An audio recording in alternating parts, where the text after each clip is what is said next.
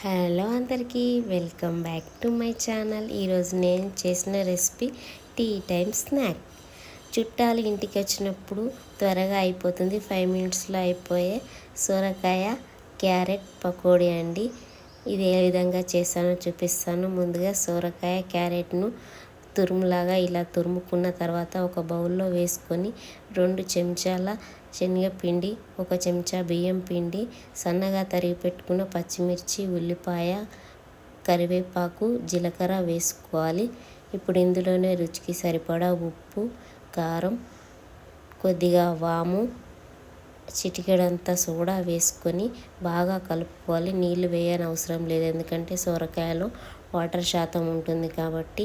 ఇలా కలుపుకున్న తర్వాత స్టవ్ ఆన్ చేసుకొని డీప్ ఫ్రైకి సరిపడా నూనె పెట్టుకొని, నూనె వేడైన తర్వాత ఇలా చిన్న చిన్నగా పకోడీలాగా వేసుకుంటే వేడి వేడి సొరకాయ క్యారెట్ పకోడీ రెడీ అయిపోతుంది. మీరు ఎప్పుడైనా ఈ రెసిపీ చేశారా? చేయకపోతే ఇప్పుడే ట్రై చేయండి. ఎలా వచ్చిందో కామెంట్ బాక్స్లో కామెంట్ చేయండి. నా రెసిపీ మీకు నచ్చినట్టయితే please like, share, subscribe my video. వినండి నా మాట, తినండి.